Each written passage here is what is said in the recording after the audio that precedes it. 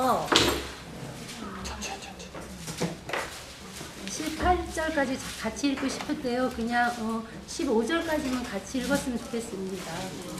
2장 15절. 12절에서 15절까지. 18절까지 읽고 싶은데 다 읽을까요? 네. 그러므로 나의 사랑하는 자들아, 내가 나를 있을 때뿐 아니라 더욱 나 없을 때에도 항상 걱정하여 여호와를 너희 도우리라. 너희 안에서 하시는 하나님이시니 자기의 기쁘신 뜻을 위하여 너희에게 소원을 들고 함께 하시니 모든 일을 원망과 시기가 없이 하라. 이는 너희가 흠이 없고 순전하여 멀어지고 스스로 죄에 가운데서 하나님의 없는 자로 그들 가운데 빛들로 나타나며 생명의 말씀을 가르쳐 나의 발길이 헛되지 아니하고 수고도 헛되지 아니하고 그리스도의 이름에 내가 자랑할 것이 있게 하려 합니다. 만일 너희 믿음의 재물과 성림 위에 내가 나를 전제로 드릴지라도 나는 기뻐하고 너희들과 함께 기뻐하리니 이와 같이 너희도 기뻐하고 나와 함께 기뻐하라. 아까 오전에 나영재님이 말씀하실 때 이제 갑자기 이 말씀을 찾고 싶어서 이제 찾았는데 여기 말씀이 나영재님이 하신 말씀이 다 요약이 된 것 같더라고요. 그리고 그 말씀을 들으면서 성경에 보면 늘 깨어있으라는 말이 참 많이 나오는데 그때는 그 깨어있으라는 말이 뭐 교회 열심히 출석하고 그러니까 말씀을 열심히 듣고 또 성경을 보고 또 나름대로 기도하는 것이 깨어있는 삶이라고 생각을 했었는데 최근에 이제 제가 생활에서 여러 가지 이게 겪어보지 않았던 것을 겪으면서 이게 깨어있으라는 건 아닌가 보다.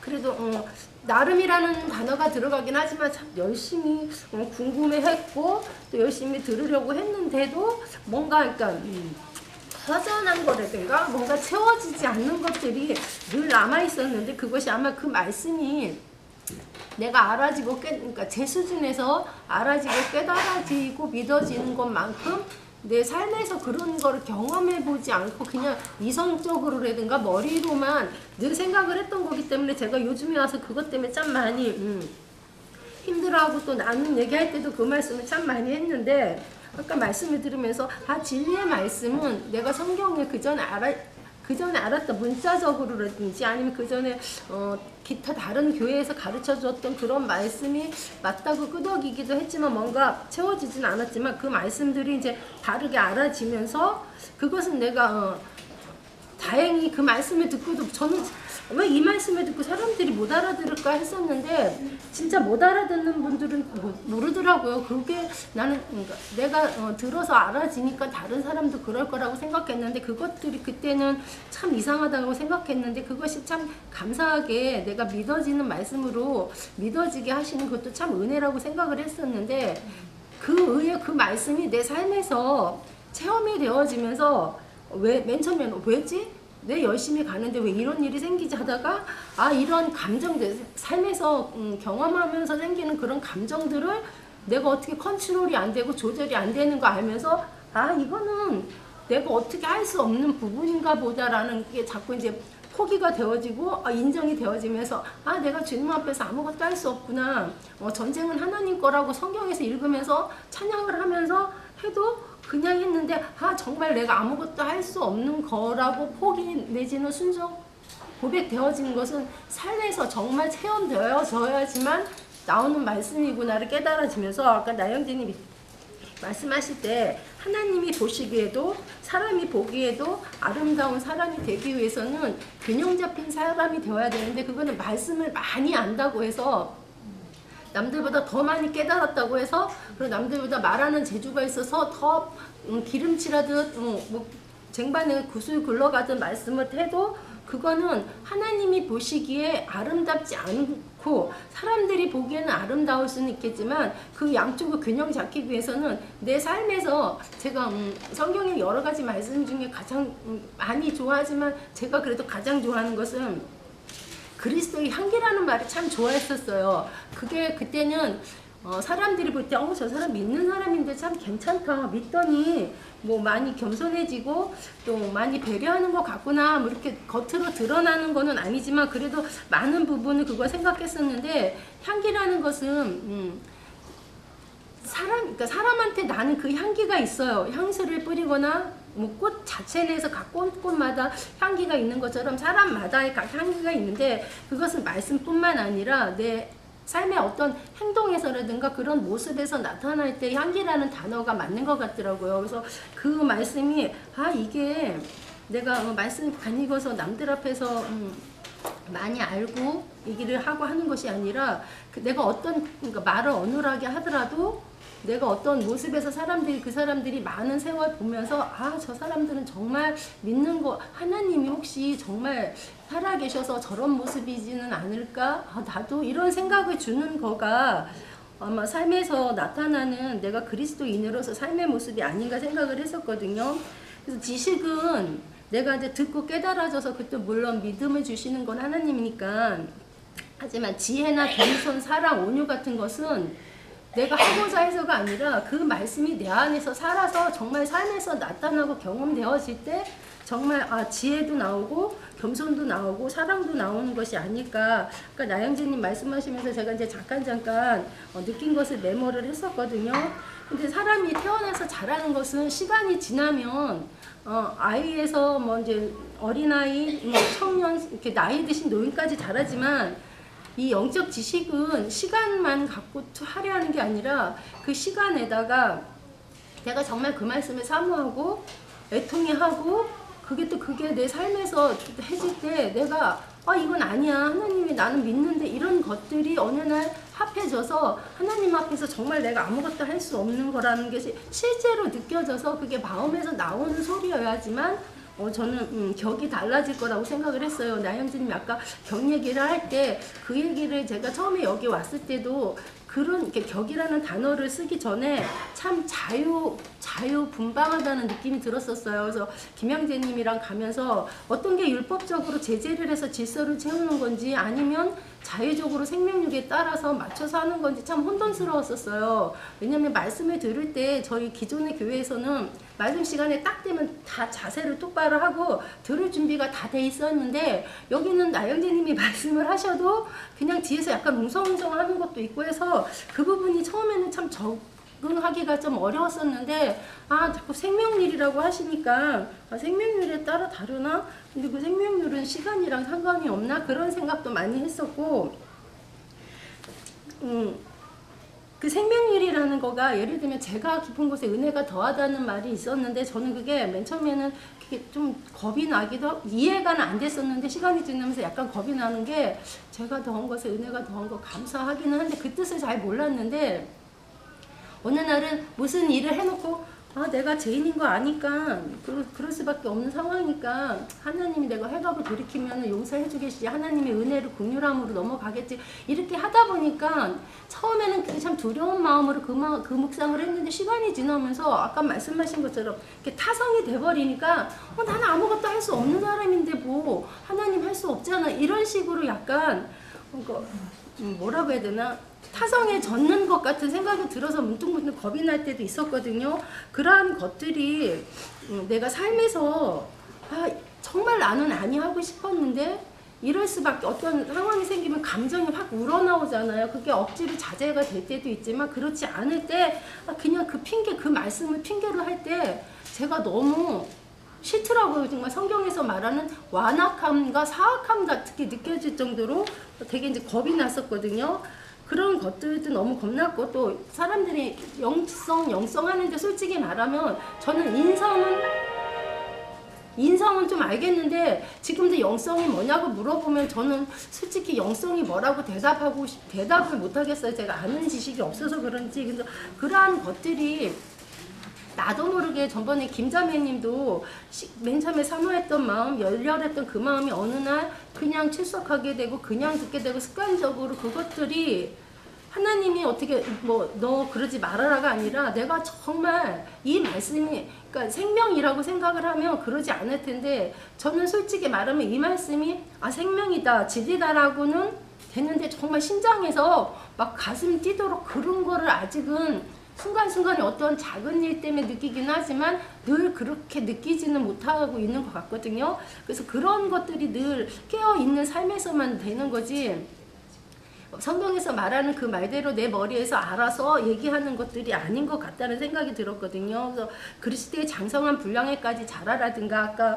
우리 금방 읽은 것들에서 또 두렵고 떨림으로 구원을 이루라든가 또 원망과 시비가 없다라 이런 것들은 내 그러니까 영적 지식이랑 상관없이 내 생활에서 나오는 감정들이기 때문에 그런 것들이 사도 바울이 말을 한 것 같아서 오늘 이 말씀이 조금 더 새롭게 느껴졌고요. 아까 그 믿음의 제물이라든가 섬김에 말씀하실 때 믿음의 제물은 하나님이 주시는 거지만 이 섬김은 내가 위선적으로 일정 시간은 할 수는 있지만 그거는 사람 같은 믿는 사람들 눈에도 그게 보이기 때문에 그게 판단 내지는 정죄하는 것이 아닐지라도 스스로 알 것 같거든요. 그래서 그런 것들이 삶에서 말씀을 많이 들어서도 삶에서 내가 그만큼은 제가 보니까 제가 말씀을 듣고 깨달은 것만큼 삶에서는 못 따라가더라고요. 삶에서 딱 부닥치면 내가 알았던 말씀이 막 와르르 무너지면서 주저앉게 되다가 다시 스물스물 어떤 말씀이 떠오르고 또 말씀을 제가 성경을 볼 만큼의 마음이 뺏길 때 말씀을 틀어놓으면 어느 말씀이 다가오면 다시 일으켜지는 마음이 그런 힘이 생기는 것 같거든요. 그래서 생명률이라는 것도 여기 와서 처음 들었는데 그때는 그때 그랬어요. 생명률 육신의 눈으로 볼 때 사람이 잘하는 건 보이잖아요. 근데 이놈의 그거는 한만 봐도 내가 영혼이 잘하고 그리스도의 분량까지 잘하는 게 안 보여지고 어느 날 내 기분에 따라서 잘한 것 같다는 느낌이 들었다가 어느 날 주저앉을 때 보면 뭐야 이거 아무것도 아니 왜 도로암이 타불이 되는 거지? 그런 것들이 되게 화가 났었다가 어느 날 그런 감정들조차 약간씩 예민했던 감정이 약간씩 무뎌져서 그 부분에서는 내가 감사해야 되는 건가 보다라는 이제 저 혼자만의 생각을 했거든요.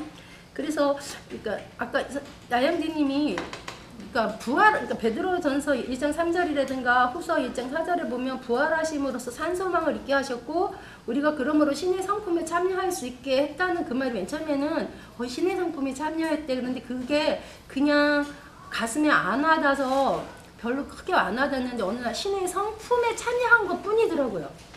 그 은혜를 주신 거지 내가 신의 성품에 들었다 해서 완전히 이루어지는 거 아닌 거는 우리 다 말씀에 들어가면서 이루어 간다라고 하시니까 그건 알지만 어느 날 신의 성품에 참여 못한 사람이 너무 수두룩하게 많은데 그나마 신의 성품에 참여했다는 거가 아주 미미하게 어떤 건지 맨날은 아니지만 순간순간에 느껴지기도 하고 왜 믿는 사람들은 삶에서 많은 고난으로 순종을 배웠다고 하는 그 말씀으로 자꾸 위로가 되기는 하는데 저는 어느 날 그 말씀에 이제 막 화가 나는 거예요.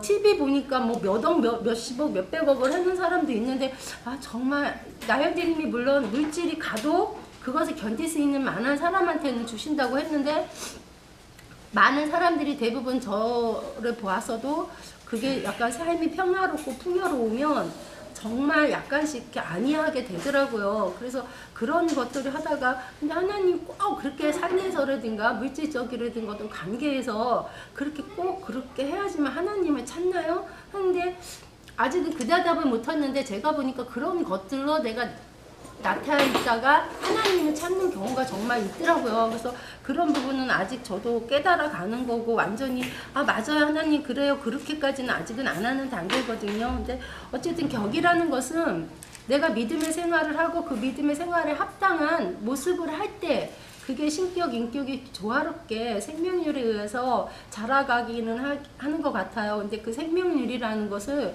그냥 마냥 때가 되면 저 사람은 왜 저래? 아니야 저 사람 몇 년 안 돼서 아니면 몇십 년이 됐는데도 저러는 건 아직 때가 안 됐다라고 자기 위안을 하는 것은 아주 안 좋은 믿음의 생활의 태도인 것 같다는 생각이 들었어요. 그래서 아까 잠깐 나영재님 말씀드릴 때 그냥 메모를 잠깐 해서 제가 약간 두서없긴 했지만 저는 이제 삶에서 그런 걸 겪으면서 말씀이 조금 더 진지하게 느껴지니까 감사는 하는데 꼭 굳이 그래야 되는가 하는 그런 의구심도 종종 들 때가 있습니다.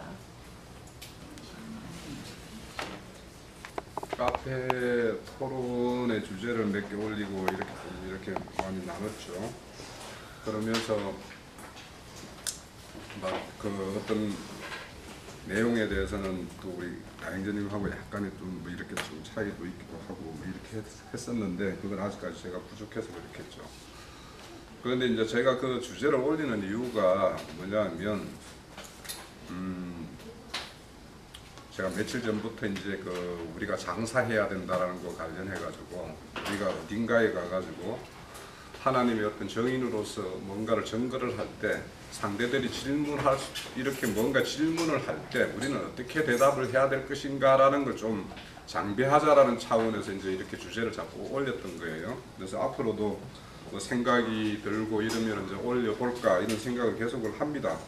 왜냐하면 그걸 통해서 제 스스로가 또 많이 배우기도 되고 또 내 안에 있는 어떤 뭐 좀 잘못된 부분이 있으면 그런 걸 통해서 내가 교정을 받을 수 있고 그렇게 해요. 근데 그 댓글 중에 제가 혹 이제 윤자매님 제가 말씀하는 거에 대해서 이제 자매님하고 좀 생각이 다르다라는 게 있다 하더라도 아 그거 좀 다르구나라고 그렇게 이해하시면 될 것 같아요. 그 댓글 중에 내가 이런 어떤 설교를 들을 때 삶을 강조하는 것에 대해서 제가 약간 거부감을 가진다라고 내가 말씀을 했어요. 왜냐하면 우리가 성경에 대해서 말씀을 정확하게 가지고 있으면 그 가지고 있는 모양대로 나는 살아가는 거예요.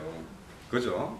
그렇기 때문에 그 말씀을 어떻게 가지냐에 따라서는 내 삶에 어떤 반영되고 그것이 내 삶에 투영되는 건 다 다르단 말이에요. 그래서 하나님의 뜻대로 그것이 정확하게 우리가 이해되면 하나님의 합당하게 나타날 거란 말이에요. 그 나타나는 모습이 우리 사람들이 생각하는 것과는 다를 수 있다는 거예요. 이걸 전제를 좀 하자라는 거 저는 말씀을 드리는 거예요.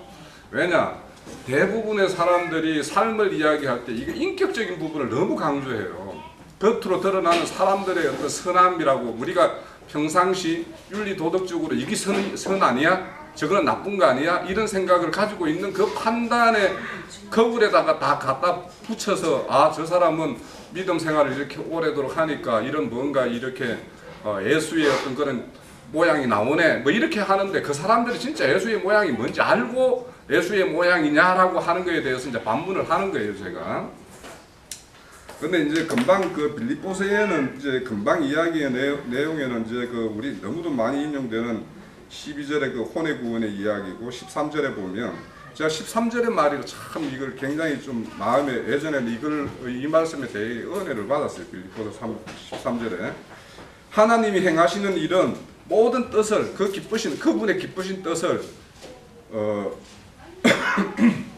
하나님의 말씀을 사모하고 하나님의 어떤 그 제자 되기를 원하고 이런 따르는 사람들에게 그 사람 속에다가 소원을 두고 이렇게 일을 하신다고 그래요. 이거는 저기 에스겔서 36장에 가면 너희들이 나에게 구하여야 하리라.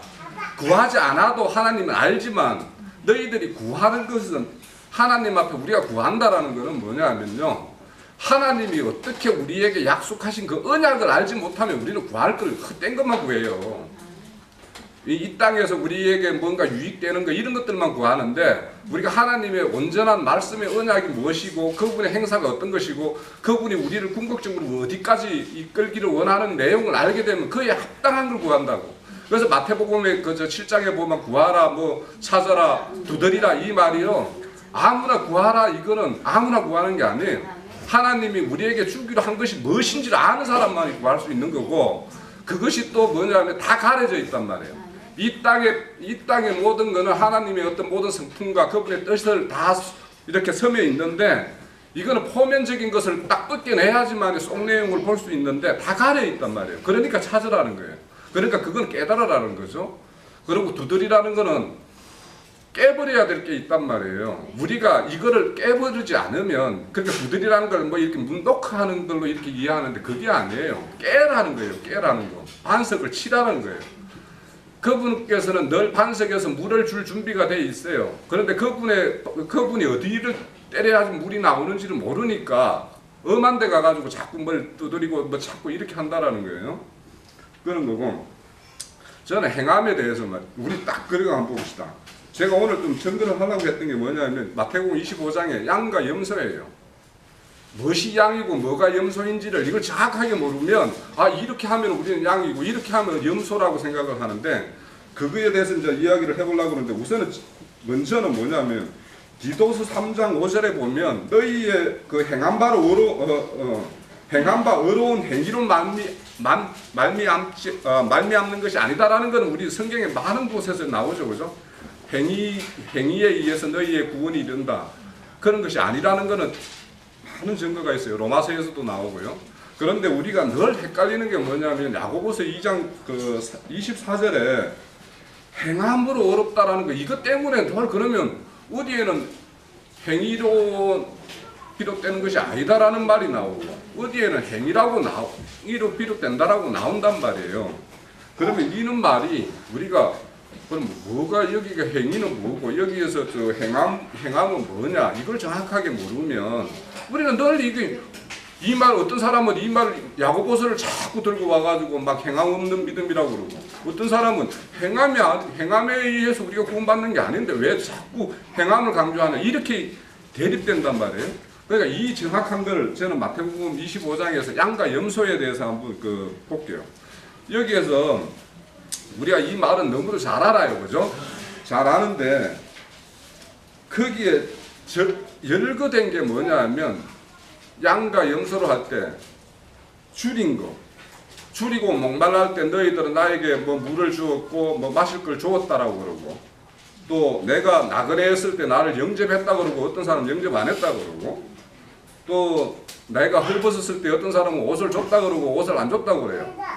그리고 또 내가 옷에 gat혀 있을 때 나를 찾아와서 뭔가 무난하고 했다 안 했다 이런 걸로 해요. 그런데 왜 양들은 와서 주님이 오셔가지고 이렇게 판단을 할 때 양쪽에, 그리고 오른쪽에 있는 양의 무리에 속해 있는 사람들은 내가 언제 했습니까? 라고 묻죠. 그렇게 반문을 하죠. 왜 반문을 하는가도 잘 알아봐야 돼요. 그 사람들은 뭔가 행위를 했는데 그냥 행위한 거를 나는 그냥 마음에 우러나는 걸로 그냥 했기 때문에 내 행위를 다 그냥 잊어버려서 내가 그걸 내 공치사로 이렇게 챙겨가 있지 않아서 그러냐. 또 염소라는 무리들은 하나같이 내가 왜 안 했습니까? 내가 했는데 하는데 너는 그렇게 하지 않았다고 그러잖아요, 오히려. 그러면 그 두 사람들은 이 사람은 했는데 주님은 했다라고 하는데 안 했다라고 자기들은 안 해. 제가 언제 했습니까? 하고, 한쪽은 주님은 안 했다고 그러는데 자기들은 했다라고 주장한단 말이에요. 그러니까 이게 뭐냐면 두 분 눈의 관점에 그러니까 현격하게 차이가 나는 거기 때문에 그래요. 뭐냐? 우리는 이 세상에, 그러니까 염소들은 뭔가 배고픈 사람에게 빵 주고 밥 줬을 거예요. 그러니까 줬다라고 우기는 거 있을 거예요. 그죠? 누군가 옷이 없는 사람의 입을 옷, 따뜻하게 지낼 수 있는 옷을 줬으니까 했다라고 할 거란 말이에요. 분명히 했을 거라고 믿어요. 그런데 하나님 보시기에는 그거를 왜 안 했다라고 인정하느냐라는 거예요. 그러면 양들은 자기들은 분명히 어디 사람들에게 뭔가 옷 벗고 뭔가 배고픈 사람에게 밥을 주지 않았고 가람이 있는 사람에게 물을 주지 않았을 수 있어요. 그런 기억이 없을 수 있어요. 그런데도 이 사람들은 그래서 안 했다라고 하는데 하나님은 했다고 그래요. 그러니까 이 관점은 뭐냐면 뭘 주고 어떤 양은 뭘 주기 위해서 이렇게 노력을 했고 염소는 뭘 주기 위해서 노력했나라는 거예요. 그러니까 정확하게 보면 여기는 다 양에 속한 사람들은 영적인 거, 영의 양식, 영의 가람, 영의 옷 그런 것들을 다 입히기 위해서 애쓰고 노력했기 때문에 뭐 주님이 와서 덜짱 너 나한테 이런 거 할 때 너 옛날에 했다 하니까 내가 그런 게 한 기억이 없는데 이렇게 하는 거예요. 그러니까 우리가 뭘 할 거냐 이거예요. 어떤 배고픈 자에게 뭘 들고 가서 뭘 먹일 거냐. 물론 당장에 배가 줄여서 목말라서 죽어가는 사람이 있으면 물 주고 밥 줘야죠. 그렇지만 그거는 더 온전한 양식, 온전한 음료 되는 그걸 주기 위해서 그거는 잠시 이 사람의 어떤 그걸 구해내는 것 뿐이지 우리가 그거 주고 그거 늘상 들고 가가지고 어디 가서 현장에 가가지고 구제하겠다 뭐 하겠다. 그래서 참 그렇다고 그러대요. 내가 예전에 저게 뭐야 어떤 분 한동안 내가 빠져서 많이 그 강론을 들었던 분 그분 그러죠. 미국에서는 홈리스들 집 없는 사람들이 이렇게 우리나라 말로 하면 거지들이죠. 한국 교회들은 미국에서 집 없는 사람들 거지들에게 밥 주기 위해서 내 거지 찾는데요. 뭐 그래가지고 내 거지를 저 사람이 데리고 가면 왜 내 거지 데리고 간다고 막 이렇게 싸운다라는 거예요. 그러니까 그게 얼마나 이 구제라는 거에 대해서 뭔가 잘못 알고 있으니까 그러니까 그거 주는 사람도 필요해요. 그러니까 기억이라는 거 아까 형제님 말씀하셨는데 밥 주고 진짜 물 들고 가는 그런 격에 맞는 교회 있어요. 분명히 그게 해야 되는 교회 있는데 우리가 진짜 높은 차원의 교육을 이야기한다라면 우리는 이런 영적인 그 하나님 말씀의 어떤 진리 이런 것들 온전한 것들 들고 나가서 그 사람들에게 주는 이 일을 하자라는 것이 우리가 하자라는 격이고 나는 그렇게 들었어요. 그래서 제가 뭐 오해했을 수도 있지만 저는 그렇게 뭐 이해하려고 생각하고 있고 그렇게 그런 의도가 아닐까. 그러면 그거 양식 준비해야 되잖아요. 그래서 뭐냐면 뭐 저기 뭐야 아직도 젖먹이는 자 뭐 이런 거에 대해서 너 뭐 하가 있을 거라고 하는 이유가 교회 생활 오래 하면서도 내 양식 내 어떤 배부름도 해결하기가 급한 사람도 있을 수 있어요. 예? 뭐 다른 일상에서 뭐 그러다 보면 그러면 그 사람들을 기도해야 될 거죠. 그러니까 깨어 있으라고 이야기하는 그 아까 이제 깨어 있으라 보면은 그 데살로니전서 5장에 보면 다 깨어 있으라는 거에 대해서 다 이야기하던 뭐 늘 감사하라 뭐 기도하라 뭐 이렇게 이야기하죠.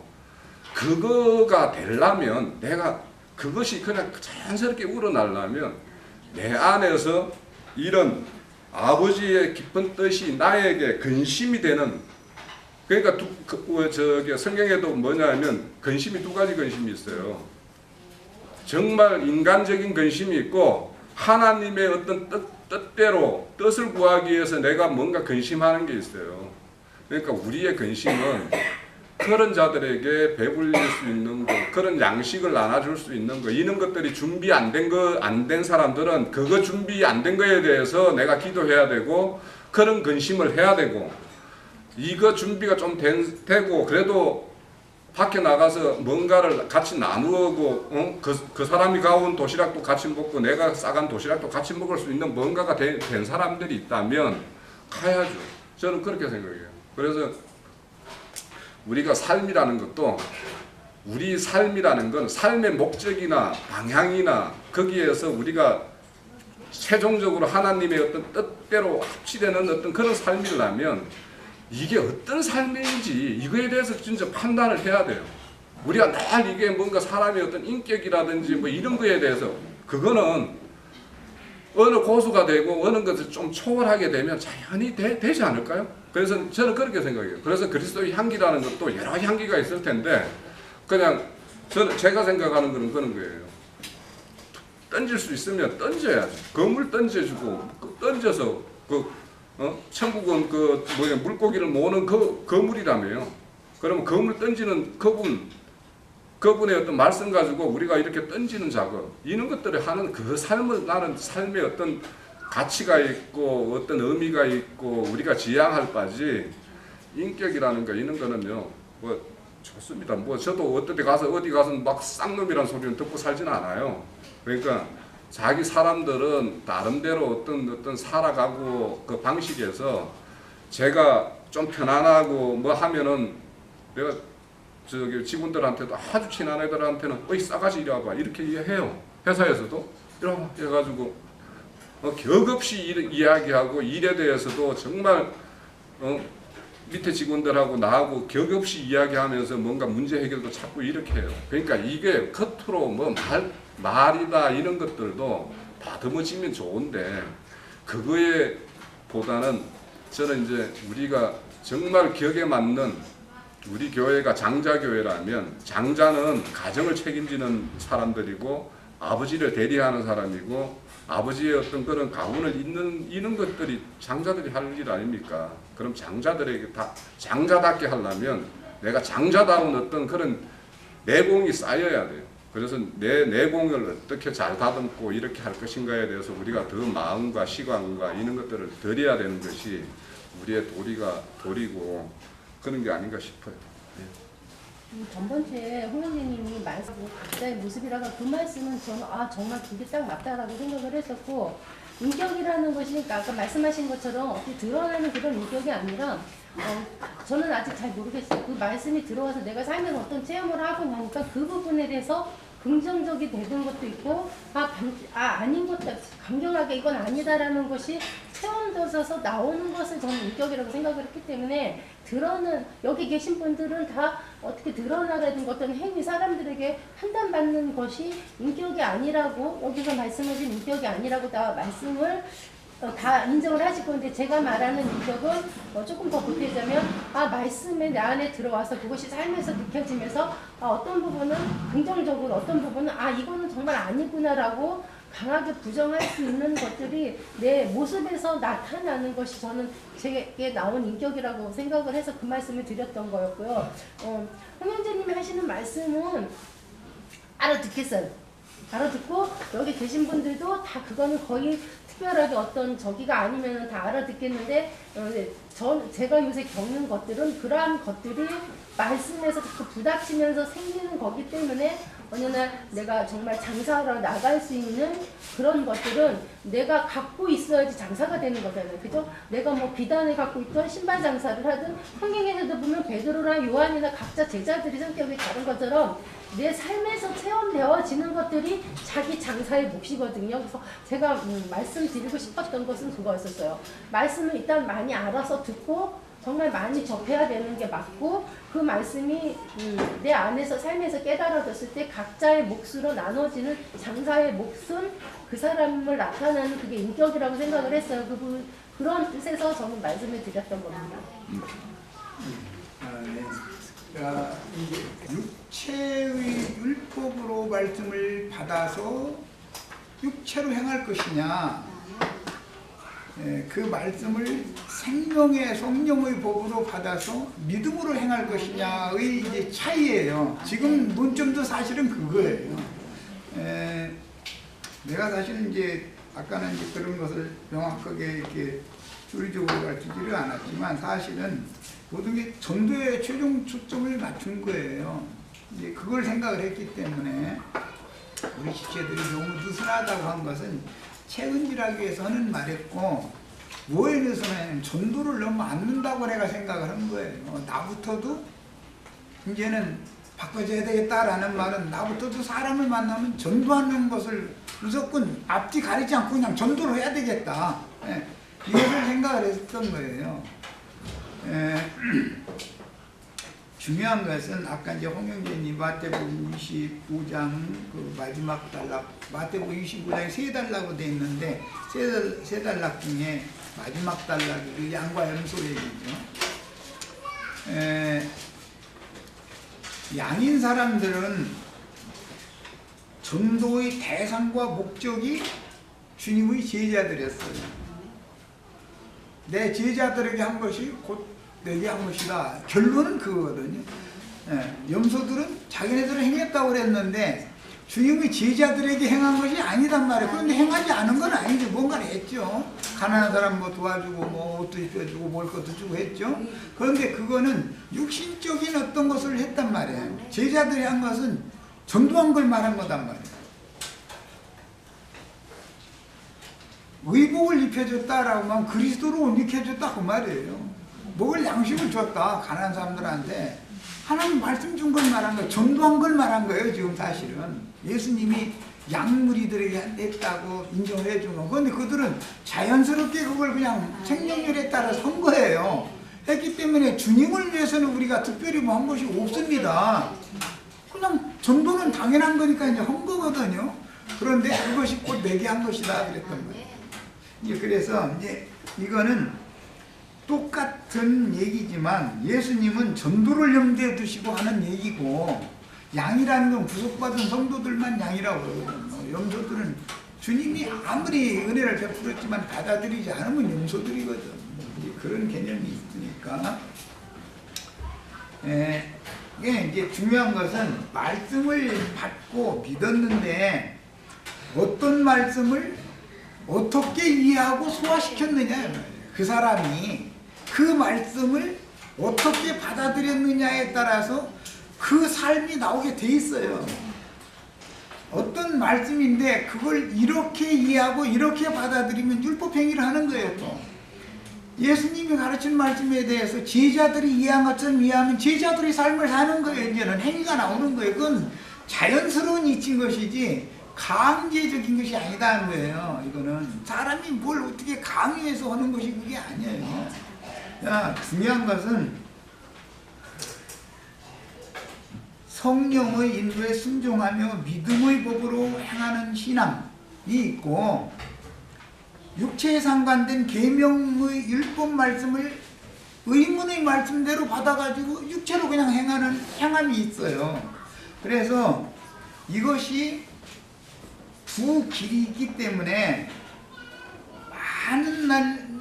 많은 걸 생각을 해본 게 가만히 누워있네. 다른 사람들은 막 끙끙 아프니까 막 그냥 그 진통제 달라고 막 소리 질러서 아프고 보고 막 하는데 나는 이 몰두하고 그쪽만 생각하다 보니까 아픈 것도 사실 아픈 걸 별로 못 느껴서 그러면서 나보고 대단하다고 말해요. 진통제 달라고 안 하니까. 근데 내가 뭐가 대단하겠어요. 아픈 건 똑같이 창자 잘라서 이렇게 이어붙인 건 똑같고 뭐 배에다 그냥 구멍 내가지고 이렇게 막 휘젓고 다니고 한 건 똑같은데 기계로. 그리고 항문으로 하나 기계 넣고 밖으로 또 기계 넣고 해가지고 바느질 이렇게 기계로 이렇게 바느질 하거든요. 그냥 끌어다가 그래서 바느질을 양쪽 안쪽에서 뭘 받쳐주고 밖에서 막 이렇게 그냥 재봉틀처럼 그냥 이거 꿰매는 거거든. 다 똑같이 한 거예요. 그런데 왜 나만 안 아팠겠어요? 그런데 아픈 거를 못 느꼈다. 뭔가 집중을 내가 아픈 데다 하면 아픈 거예요. 그런데 이것을 너무 골똘하게 그냥 골똘하게 이걸 막 집중적으로 하다 보니까 그냥 넘어갔어요. 아주 진통제를 안 맞은 건 아니지만 그래도 덜 맞았죠. 덜 맞고도 막 운동을 하고 운동하시라고 그냥 하라는 대로 그냥 막 일어나서 새벽이고 그냥 막 운동하고. 간호사들은 각 환자들의 모든 행동하는 것도 다 그 컴퓨터에 입력을 시켜가지고 담당 의사한테 다 보내는 거거든요. 여기 담당 의사는 각 병동에 자기의 환자들이 쭉 여럿이 있어도 가만히 앉아서 컴퓨터만 보고서 간호사들이 보내주는 걸 가지고서 여기도 처방하거든요. 가만히 앉아서 자기 사무실에 앉아서 그렇게 하는 거거든. 나보고 운동 많이 하셨다고 들었다고 막 그러더라고. 근데 누군가에게 해줬다는 거 아니에요. 운동 많이 하신다고 말했고. 이렇게 만져보고 일부러 꾹꾹 눌러보고 아프냐고 안 아프냐고. 아예 안 아프다고. 안 아프겠어요. 아프지. 그러니까 그렇게 긍정적인 사고를 가지고 이렇게 하면 당연히 쉽게 낫는다는 거거든요. 그런데 왜 이제 이 얘기를 하냐면 전도도 다른 사람도 다 하는데 나부터 내가 먼저 해야 되겠다. 나라고 왜 못하겠는가. 이 생각을 가지면 긍정적으로 생각해. 매사를 다. 예배당 사람들도 그 사실은 그 말씀이라고 해도 너무 초보적인 말씀들이고 생명 체험을 한 것이라고 봐도 그들의 체험이 우리들이 말씀을 이해하고 소화하는 체험과는 수준이 완전히 다르거든요.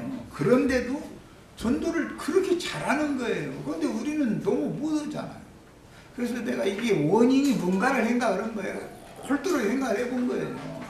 내가 여기서 다시 털고 일어나서 나가면은 주님 앞에 헌신한다라고 하는 거는 전도를 한다라는 말인데 한마디로 요약을 하자면 많은 항목이 있지만 전도하는 거예요. 전도하는 건데 이대로 이렇게 느슨하고 이렇게 타성해져진 생활을 내가 하다 보니까 우리 지체들이 나를 본받아서 꼰대 없이 말해 잘한 거예요. 말하자면 근데 이 생각을 하는 거예요. 결국은 내 책임이다. 이게 이런 거 이제부터는 공원에 가도 아무나 붙잡고 이제 막 이제 전도할 거예요. 염치 뭐 체면 뭐 이거 이제 안 따질 거예요. 그런데 그걸 해야 되겠구나. 사람이 이렇게 동역을 하지 않으면 하나님도 아무것도 일도 못 하십니다. 하나님이 다 하신다 그러지만 사람이 하나님의 일에 동역을 할 때 하나님도 큰 일을 이루실 수가 있지. 우리는 너무 떨어지는 밥만 먹으려는 이런 타성에 젖어 있지 않았나 이렇게 생각해보자는 뜻에서 저 시간에 그런 얘기를 한 거고, 뭐 책은질 하느라고 소리지 책망하느라고 소리는 책망해도 되는 것도 아닌 거고 이게. 예. 그리고 이제 신앙생활하면서 여러 가지 실패들을 많은 사람들을 만났는데 다 떠나간 것은 불과 몇 명밖에 남지 않은 것은 나에게 어떤 단점과 허점을 발견했기 때문에, 또 사람마다 생각이 다 다르니까 물론 그런 것도 있을 것이고 여러 가지 그 소인들이 있을 거단 말이에요. 그래서 그런 것들을 생각하면서 내가 이번에 털고 일어나서 나가면 앞으로 남은 생애는 어떻게 마감을 해야 할 것인가. 세상 사람들도 이런 고비를 넘기게 해주면 두 번 사는 거다, 남은 생애는 주님을 위해서 산다, 이런 말을 참 많이 합니다. 그런데 나도 이번에 그걸 많이 느꼈어요. 오늘 내가 말하고자 하는 의도를 잘 오해 없이 들으시길 바라고, 말씀을 들었는데 그 말씀을 어떻게 소화시키고 어떻게 받아들였으면, 그렇게 믿어졌으면 당연히 그렇게 행하게 돼 있어요. 믿은 대로 행하는 거예요. 그 사람은 그렇게 믿었으니까 그렇게 사는 거예요. 그러니까 우리는 지금 그 격을 얘기했는데 우리의 수준이 여기까지밖에 이르지 못했다, 한 단계 더 나갈 필요가 있겠다라고 내가 느꼈던 것은, 말씀을 받아들이고 소화한 것이 그 수준이기 때문에 여기 온 거예요. 난 이렇게 생각합니다. 이것은 교리주의 문제가 아니고, 양도 뭔가를 행했고 염소도 뭔가를 행했어요. 근데 주님이 인정하는 행한 것이 작은 소자들에게 한 것이 곧 내게 한 것이다. 염소들도 했는데 작은 소자들, 주님을 믿은 사람들의 한 것은 아니었기 때문에 예수님에게는 부정적인 답변을 들은 거 아니에요. 양무리들은 예수님에게 한다고 한 게 아니에요. 그냥 사명이니까 전도를 한 거예요. 앞에 그게 열처녀, 그 다음에는 달란트 장사하는 얘기, 그 다음에 양염소 얘기로 이렇게 이어져 있어요. 25장이. 잘 이게 흐름을 따라 생각해 보시면 쉽게 이해가 될 거라고 생각합니다. 우리는 하여튼 염치, 체면 이거 생각하면 전도 못합니다. 자, 최선을 다해서 주님께 영광이 되는 삶을 다 사실 수 있기를 바랍니다. 자, 마칩니다.